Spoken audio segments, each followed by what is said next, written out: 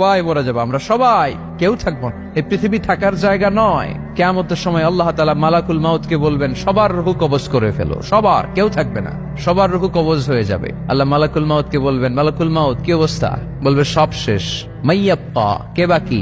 মালাকুল মাউত বলবে জিনেরা বাকি, যাদেরকে দেখা যায় না। আল্লাহ বলবেন জিনদেরকেও শেষ করে ফেলো, রূহ কবজ করো। মালাকুল মাউত আজরাইল জিনদের রূহ কবজ করবে। আল্লাহ এবার জিজ্ঞেস করবে, ইয়া মালাকাল মাউত আখবিরনি মাইয়াব্বা, এবার বলো আর কে বাকি? মালাকুল মাউত বলবে, আল্লাহ মানুষগুলো সব শেষ, জিনগুলাও শেষ, এবার বাকি ইবলিস শয়তান। কে বাকি? ইবলিসরেও শেষ করো, ইবলিসও শেষ। আল্লাহ আবার জিজ্ঞেস করবেন, ইয়া মালাকাল মাউতি মাইয়াব্বা, আর কে বেঁচে আছে বলো? মালাকুল মাউত বলবে, আল্লাহ আপনার কথা অনুযায়ী পৃথিবীর সব মানুষের রূহ কবজ করলাম, সব জিনদের রূহ কবজ করলাম, ইবলিসের রূহ কবজ করলাম, এখন আছে শুধু ফেরেশতারা। আছে কারা? যাও ফেরেশতাদের রূহ কবজ করো, ফেরেশতাদের রূহ কবজ হয়ে যাবে। এবার আল্লাহ জিজ্ঞেস করবেন, ইয়া মালাকাল মাউত আখবিরনি মাইয়াব্বা। মালাকুল মাউত বলবে, আল্লাহ আপনার কথা মতো ধরে ধরে সব শেষ, ফেরেশতাও শেষ, 4 জন ছাড়া। কয়জন ছাড়া? জোরে বলেন, কয়জন ছাড়া? ইসরাফিল, জিব্রাইল, মিকাইল, আজরাইল। আল্লাহ এই 4 জন আমরা বাকি। আল্লাহ বলবে, যাও ইযহাব ইনতালিক ইলা জিবরিল ওয়াকবাদ রূহাহ, জিব্রাইলের রূহ কবজ করো। ইযহাব ইলা ইসরাফিল ওয়াকবাদ রূহাহ, ইসরাফিলের রূহ কবজ করো। ইযহাব ইলা মিকাইল ওয়াকবাদ রূহা, রূহ কবজ করো। ওই 3 ফেরেশতাও শেষ। এবার আল্লাহ তাআলা জিজ্ঞেস করবেন, ইয়া মালাকাল মাউত আখবিরনি মাইয়াব্বা, এ মালাকুল মাউত আর কে বাকি আছে বলো? মালাকুল মাউত বলবে, আল্লাহ আপনার কথা মতো মানুষগুলো শেষ, জিনগুলো শেষ, ইবলিস শেষ, আমার বাকি 3 ভাই ইসরাফিল, মিকাইল, জিব্রাইলও শেষ, শুধু আমি, শুধু আমি। আল্লাহ বলবেন, কেউ নাই? মালাকুল মাউত বলবে, না আল্লাহ কেউ নাই। এবার আল্লাহ তাআলা বলবেন, মালাকুল মাউত তুমি তো সবাই রে মারছো, এবার তুমি মরো, এবার তুমি মরো, তুমি মরো। শোনার সাথে সাথে মালাকুল মাউতের কাঁপুনি ছুটে যাবে, খিঁচুনি এসে যাবে ভয়ে। আল্লাহ বলবেন, কাঁপুনি দিয়ে তো লাভ নাই, কারণ কুল্লু নাফসিন যায়িকাতুল।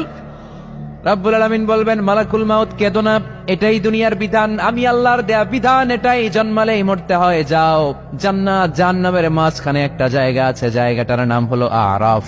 এই আরাফের মধ্যখানে যে দাঁড়াও, ওখানে যে মালাকুল মাউত কাঁপতে থাকবে। মালাকুল মাউত বলবে, আল্লাহ সৃষ্টির শুরুতে যদি জানতাম, সৃষ্টির শুরুতে যদি জানতাম সবাইকে মৃত্যুদান করার পরে, রূহ কবজ করার পরে আমাকেও মরতে হবে, তাহলে এই কঠিন দায়িত্বের ব্যাপারে আপনার কাছে ক্ষমা চাইতাম। আজকে আমারও যে ভাগ্য বরণ করে নিতে হবে সৃষ্টির শুরুতে, আমি এটা কল্পনাই করতে পারি নাই। আল্লাহ বলবেন, নো টক, মুত ইয়া মালাকাল মাউত, মর, মরে যা, মুত, মরে যাও।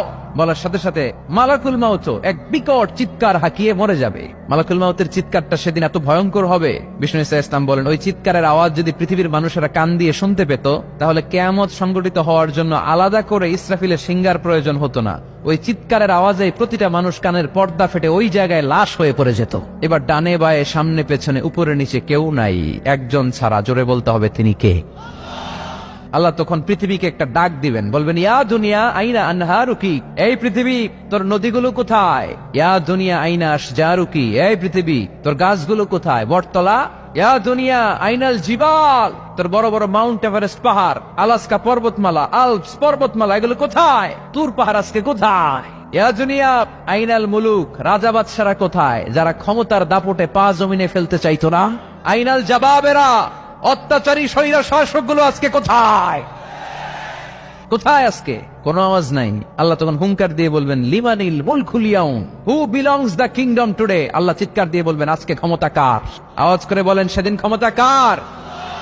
আল্লাহ সেদিন প্রশ্ন করে নিজেই নিজের প্রশ্নের উত্তর দিবেন, লিমানিল মুলকুল ইয়াউমা লিল্লাহিল ওয়াহিদিল কাহ্হার। সেদিন ক্ষমতা দুনিয়ার কোন রাজার নাই, কোন বাদশার নাই, কোন স্বৈর শাসকের নাই, কোন সুলতানের নাই, কারো নাই। সেদিন ক্ষমতা চলবে একজনের, তিনি কে? তার নাম হচ্ছে রহমান। তার নাম কি? আরো জোরে বলেন, কি নাম? এজন্য রহমান কারে বলে আজকে চিনতে পারছেন? তার দয়া শেষ আছে? তার ক্ষমতার কোন কুল কিনারা আছে? তার ধন ভান্ডারে কোনো কমতি আছে? এজন্য লা বিশাইইন মিন নিআমিকা রাব্বানা নুকাযযিবু ফালাকাল হামদ, we don't deny any of your mercy and blessings, all praises to you. আল্লাহ তোমার কোন নিয়ামতকে আমরা অস্বীকার করি না। আল্লাহ প্রথমে ধমক দিয়ে বলছেন, এই মানব জাতি আর জিন জাতি, আমার কোন নিয়ামতকে অস্বীকার করবি? আমরা বলি কোনটাই অস্বীকার করি না। সকল প্রশংসার মালিক একজন, তিনি কে?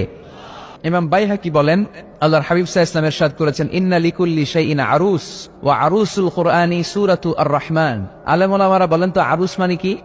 মাশাআল্লাহ, নববধূ। আরুস মানি নতুন বউ, আরুস মানি নতুন বউ, নববধূ। আল্লাহর হাবিব বললেন লিকুল্লি শাইইন আরুস, সবার একটা করে নববধূ হয়। আর কোরআনের নববধূর নাম সূরা আর রহমান।